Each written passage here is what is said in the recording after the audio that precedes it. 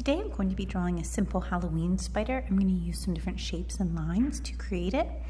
I'm going to start near the bottom of my page with a nice sized circle. I'm going to draw my circle. Pretty decent size, and it doesn't have to be a perfect circle. That's going to be the head of my spider. The body's going to be up here, and it's going to be kind of dangling from a web. To make the body, I'm going to curve a line so it's almost like an oval behind it. Up.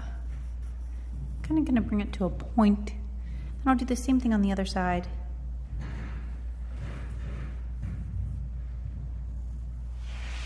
Bring it up, bringing it to a point.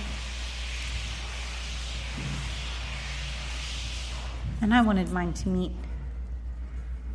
a little better, so I did redraw a little bit there and erase a little bit. That's why I always draw in pencil first.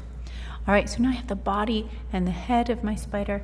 I'm gonna add on some legs.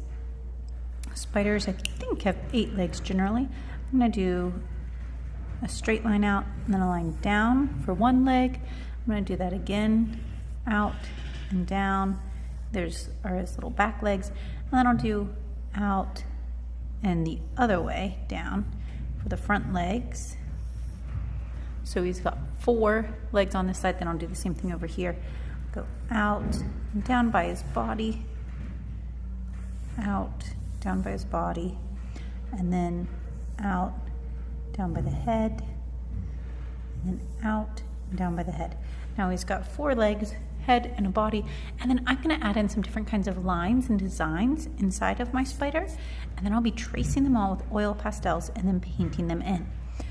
I'm going to just make different kinds of lines that I can think of. The first one I thought of was a zigzag line, and I'm just going to go down and up, down and up, down and up to make that zigzag go all the way across the body of my spider.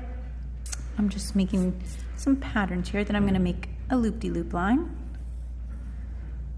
I'm just going to go up, curve back, and cross over my own line, making a nice loop-de-loop line. Just like that. I can make a dotted line, or a dashed line. I'm going to make a bumpy line. And I'm making my lines kind of spread out so that I have space to trace them with my oil pastel. And I think I have room for one more line. I'm going to make kind of a wavy line. Just like that.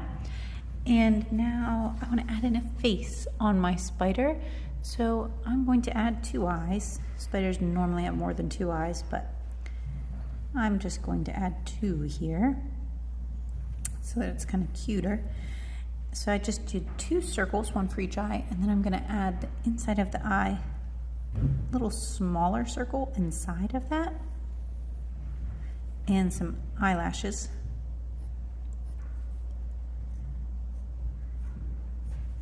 And then just a little mouth on my spider, just a U line. Now I have a little spider just like that. I'm even going to add up at the top of my page a line to be coming from a web. So my spider's hanging down. And now that I have it drawn out, I want to go ahead and add in some oil pastel details. So I got out a few different colors of oil pastels to trace my lines, and I can choose any color that I want to start. I'm going to use a yellow first, and I'm just going to trace over my zigzag line. Now, remember, oil pastels are a smidge messy, so if you're worried about getting your fingers dirty, try to hold them with just 2 or 3 fingers so that you don't get it all over your hands. Once I finish one line, I'll switch colors, and I can do any color order any way that I want to add this color to my lines. And I'll just do my best to draw right over top of my lines. That's what tracing means. Oil pastels are a little bit thicker than your pencil line, so they'll go off the line a little bit, and that's all right.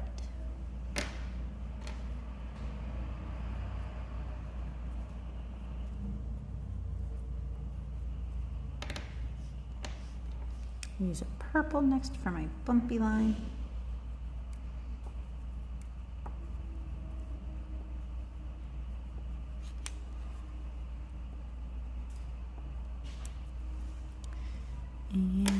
maybe the pink.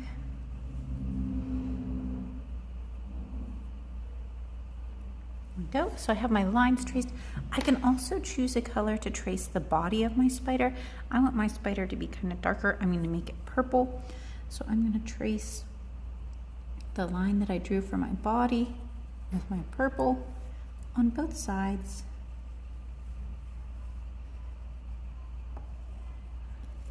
And I'm even going to trace the head.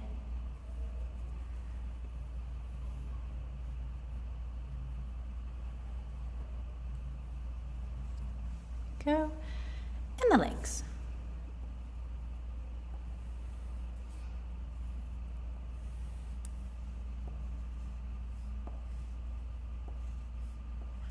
Just one side, and I'll do the other side.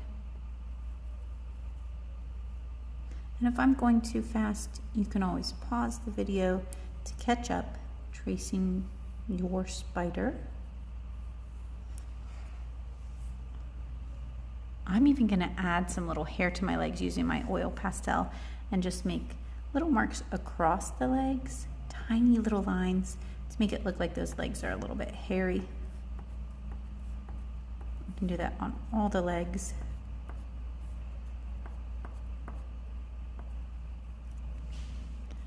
Just to make him look like he's got a little bit of hairy legs. Just tiny little lines going across those lines that I made.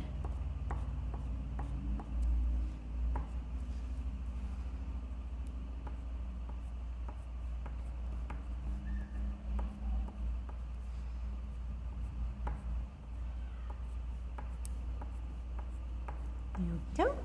And now he's got some hairy little legs, or she.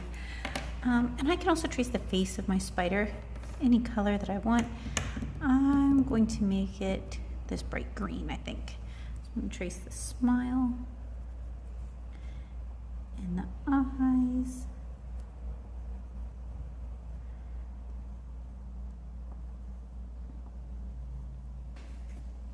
And the eyelashes as well.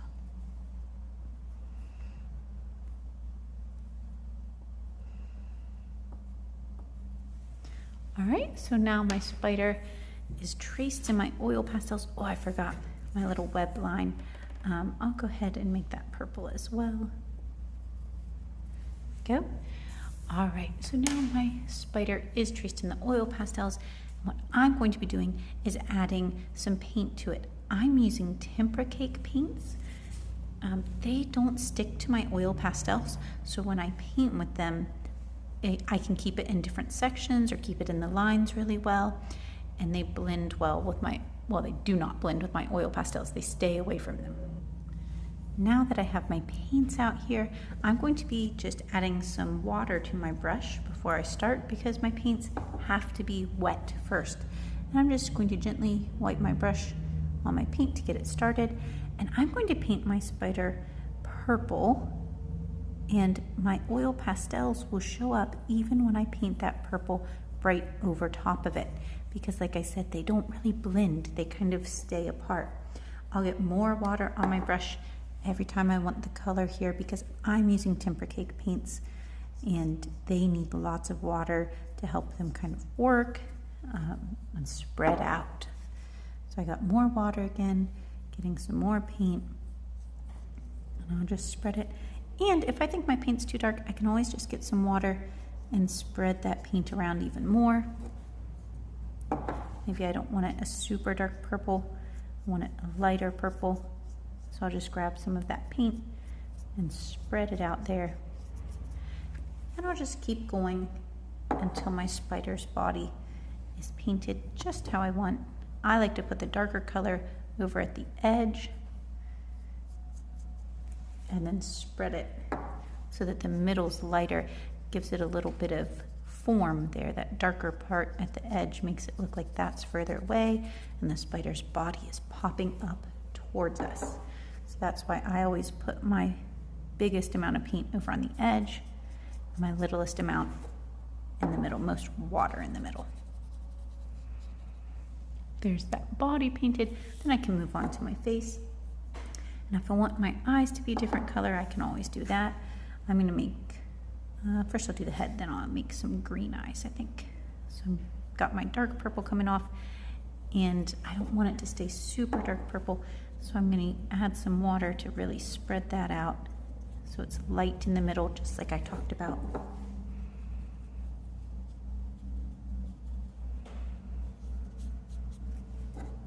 I'll add a little more dark purple over here on this side.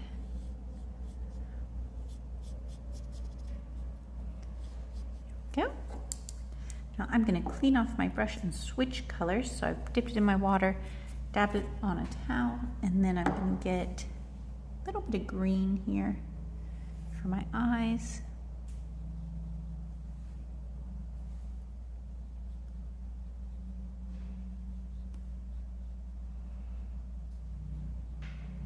Here we go. Now the little eyes are painted in. And then lastly, I'm going to put little polka dots of color around my spider with some Halloween colors. So I'll get like little bits of green and do some polka dot. And this is just because it's close to Halloween and I wanted my spider to be kind of Halloween-y. You don't have to do this. You could do rainbow dots or your favorite colors. So there are some green spots. Then I'm going to add some orange.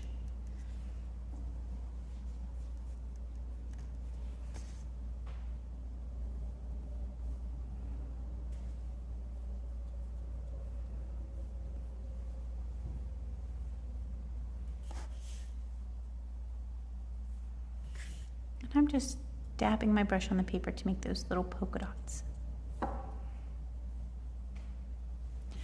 And lastly, I'll end with some purple, and then my spider will be totally done.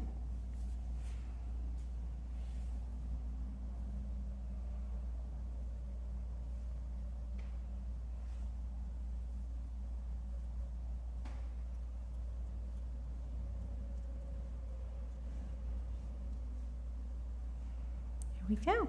I hope you enjoyed making your little spooky spider today.